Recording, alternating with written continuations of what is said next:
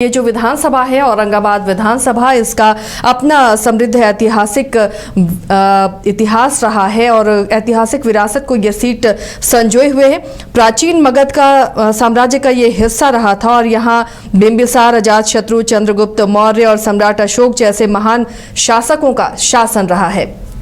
तो जब इतनी महत्वपूर्ण ये विधानसभा सीट है तो यहाँ का मुकाबला कितना दिलचस्प होता होगा और किस तरह कौन यहाँ कुर्सी पर काबिज होता रहा है, इसे हम जानेंगे। रंजन जी, औरंगाबाद जो अपने आप में बेहद खास सीट है, यहाँ का मुकाबला कैसा रहा है? अगर रिकॉर्ड्स को आप देखें तो क्या नजर आता है? समीकरण किस तरह काम करते हुए दिखते हैं? देखिए, औरंगाबाद विधानसभा की जो सीट है, औरंगाबाद को ऐसे भी बिहार का चित्तौड़गढ़ कहा जाता है, तो यहाँ पर राजपूत जाति के उम्मीदवार ही ज़्यादातर अवसरों पर जो है वो चुनाव जीते हैं। और ये भी बात है कि जो भी पार्टियां चुनाव लड़ती हैं उनमें से ज़्यादातर जो अपने कैंडिडेट बनाते हैं वो राजपूत जाति से ही बनाते हैं, ये देखने में आया है। जब आप औरंगाबाद को और स्कैन कीजिएगा तो वो आपको दिखेगा कि यहाँ पर कांग्रेस का जो है वो उसकी एक अपनी आइडेंटिटी रही है और वो अपनी छाप जो है हर समय छोड़ने में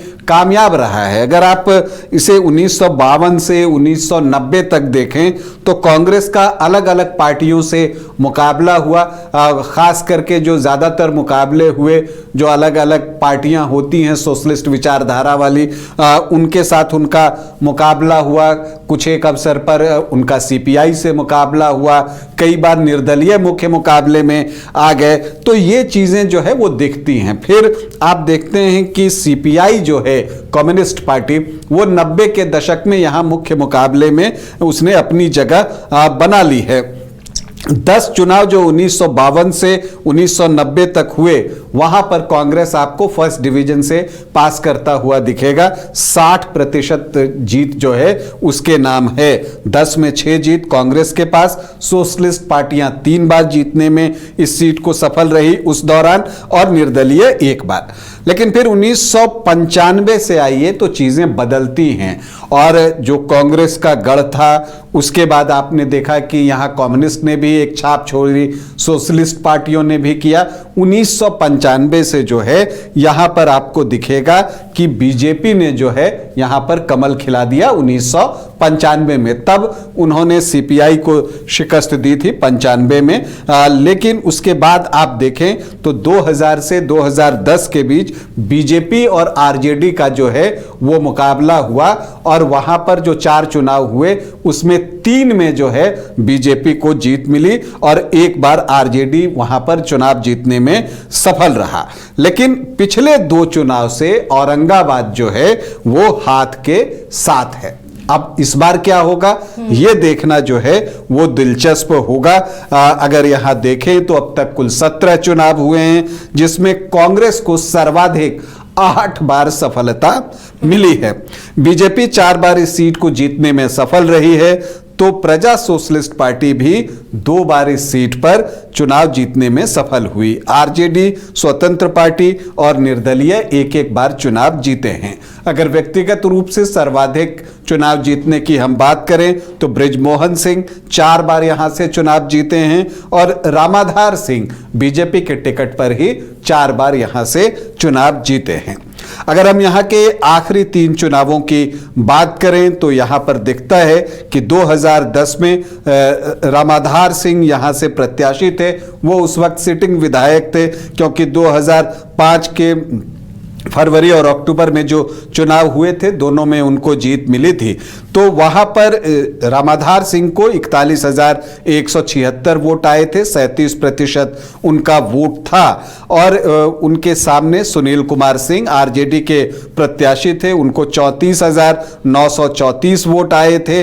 और बीएसपी का एक प्रभाव यहां पर आपको हमेशा दिखेगा औरंगाबाद में, चूंकि अनुसूचित जाति के वोटर्स की संख्या यहां बहुत अच्छी है और यही वजह है कि मायावती की जो पार्टी है बहुजन समाज पार्टी, वो यहां पर एक छाप जरूर छोड़ती है, उसका कुछ बेस वोट यहां पर जरूर है। तब कौशल सिंह कैंडिडेट थे, उनको 13,012 वोट आए, मतलब 11.69%। और कांग्रेस के राकेश कुमार सिंह काफी पीछे छूट गए, 5वें स्थान पर 3,434 वोटों के साथ 3% उनका वोट आया।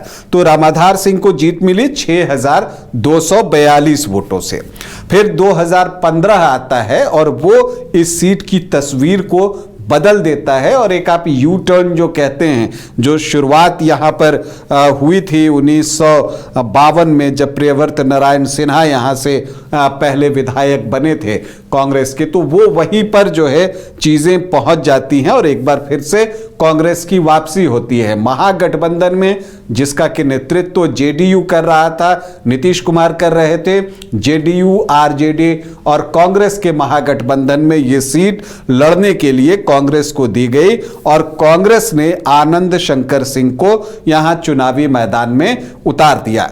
अब क्या कुछ होता है, आनंद शंकर सिंह को जो है यहां पर 63,637 वोट आते हैं, 41.7% वोट, और रामाधार सिंह जो बीजेपी के कैंडिडेट थे उनको 45,239 वोट आते हैं, मतलब 29.64% वोट, और कौशल सिंह बीएसपी के कैंडिडेट थे, वो अपना वोट 15,260 तक लेकर जाते हैं, लेकिन उनका वोट परसेंट रहा 10%। तो एक ट्रायंगुलर फाइट यहां पर हुई, जिसमें कि आनंद शंकर सिंह 18,398 वोटों से चुनाव जीतने में सफल रहे। फिर 2020 आता है, जेडीयू की वापसी एनडीए फोल्डर में, और उधर कांग्रेस, आरजेडी और लेफ्ट का एक महागठबंधन। आनंद शंकर सिंह फिर से कांग्रेस के प्रत्याशी बनाए जाते हैं, बीजेपी से रामाधार सिंह फिर से उतरते हैं, और बीएसपी ने इस बार अपना प्रत्याशी अनिल कुमार को बनाया था। फिर से एक ट्रायंगुलर फाइट होती है, और इस ट्रायंगुलर फाइट में आनंद शंकर सिंह को आते हैं 70,018 वोट, मतलब 41.3% वोट, और रामाधार सिंह जो कि पिछले बार के चुनाव से बेहतर प्रदर्शन करते हैं, लगभग 40% वोट उनको भी आते हैं, लेकिन अनिल कुमार बीएसपी प्रत्याशी भी 18,444 वोट लाने में कामयाब होते हैं, 10.9%। तो एक क्लोज फाइट यहां पर जो है वो आपको देखने को मिलती है। सिर्फ 1.4% वोट का अंतर था, और वहां पर जीत मिली आनंद शंकर सिंह को 2,243 वोटों की। तो मतलब इस बार का चुनाव भी यहां बहुत रोचक होने जा रहा है, और इसलिए है क्योंकि अगर डिफरेंस अगर आप देखें तो वो सिर्फ 1.4% का है। अगर 0.7% वोट इधर से उधर हो जाएं तो बाजी पलट सकती है। तो इसके लिए बीजेपी दावेदार किसे बना सकता है, ये एक सवाल है, और यहां दावेदार जो हैं, दावेदारी करने वाले चुनाव लड़ने के लिए उनकी एक लंबी लाइन लगी हुई है। और कांग्रेस से तो बहुत साफ है कि आनंद शंकर सिंह ही प्रत्याशी बनाए जाएंगे। अगर बीजेपी से हम देखें तो देखिए जो नाम सामने आ रहा है उसमें एक रामाधार सिंह का नाम तो प्रमुखता से आ ही रहा है, क्योंकि वो पिछला चुनाव सिर्फ 2,243 वोटों से हारे हैं।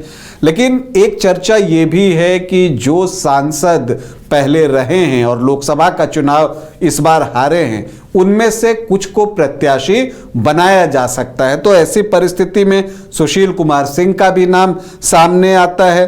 पूर्व एमएलसी हैं राजन सिंह, उनका भी नाम सामने आ रहा है। एक युवा चेहरे हैं सतीश कुमार सिंह, उनका नाम सामने आ रहा है। गोपाल शरण सिंह भी पूरी तैयारी में हैं और वो भी जो है प्रचार में लगे हुए हैं, संघ से जुड़े हुए हैं, तो उनका भी दावा बनता है। एक नेत्री अनीता सिंह हैं महिला विंग की, वो भी चाहती हैं कि वो यहाँ पर चुनाव लड़ें। रामाधार सिंह हैं, तो दावेदार कई हैं। तो नेतृत्व क्या फैसला लेता है? देखिए औरंगाबाद में जो सबसे बड़ा चैलेंज बीजेपी के लिए है वो आपको महागठबंधन नहीं है, वो जो भीतर घात है उसको सही करना जो है वो सबसे बड़ा चैलेंज, सबसे बड़ी चुनौती बीजेपी के लिए औरंगाबाद में होने जा रहा है। तो इसीलिए एक ऐसा प्रत्याशी जो सबको स्वीकार हो पार्टी के अंदर, वो सबसे महत्वपूर्ण काम है। और यहां पर नेतृत्व जो है किसे चुनता है वो देखना दिलचस्प होगा। अब अगर हम यहां के जातीय समीकरण को देखें तो जो अनुसूचित जाति के वोटर्स हैं 21 19.64%। मुस्लिम वोटर्स की संख्या यहाँ अच्छी है 19% और यादव भी 13 से 15% हैं। तो जो MY का समीकरण है वो 32 से 34% के आसपास पहुंचता है। राजपूत वोटर्स, चूंकि चित्तौड़गढ़ कहा जाता है बिहार का, तो स्वाभाविक तौर पर सर्वाधिक है 20 से 22% राजपूत वोटर्स औरंगाबाद में हैं। भूमिहार 2 से 3%, ब्राह्मण 3 से 3.5%। तो सामान्य जाति के वोटर जो हैं वो 25 से 28% के आसपास हैं। कुर्मी कोयरी 4 से 5% और वैश्य जो हैं वो 6 से 7%। तो जो NDA फोल्डर में आप देखें जातियों को जो आमतौर पर NDA को वोट करती हैं वो 36 से 38% और MY 32 से 34%। तो बहुत ज्यादा का फर्क नहीं है यहां पर, इसीलिए मुकाबला इतना क्लोज होता है। तो इसमें निर्णायक कौन है? इसमें निर्णायक हैं अनुसूचित जाति के वोटर्स जो 21.64% हैं और जिसमें से एक हिस्सा निकालकर BSP भी ले जाएगा, यह भी तय है। इसके अलावा आप देखें तो अदर OBC EBC जो हैं वो भी 7 से 9% हैं। तो लगभग 30% का ये चंक बनता है अनुसूचित जाति के वोटर्स का और अदर OBC EBC का। तो ये 30% में से बड़ा हिस्सा निकालकर जो ले जाएगा औरंगाबाद में जो है उसकी जीत हो जाएगी, औरंगाबाद में उसका जिंदाबाद हो जाएगा। लेकिन कौन निकाल कर ले जाता है ये एक बड़ा सवाल है, ये प्रत्याशी पर भी बहुत कुछ निर्भर करेगा। तो एक क्लोज फाइट आप औरंगाबाद में देख रही हैं। तो अब क्या कुछ होता है इसके लिए हमें यहां पर प्रत्याशियों के नामों की घोषणा होती है, तब तक इंतजार करना पड़ेगा। तो ये औरंगाबाद का दिलचस्प इतिहास और रिकॉर्ड रहा है, जैसे बिहार का चित्तौड़गढ़ भी कहा जाता है। यहाँ पर मुकाबला बेहद दिलचस्प इस बार होने वाला है। उस पर हमारी नज़र बनी रहेगी कि प्रत्याशी कौन होता है और किनके किनके बीच में मुकाबला होगा। उसके बाद ही बहुत सारी चीज़ें क्लियर होंगी कि इस बार यहाँ की जनता किसे चुनती है।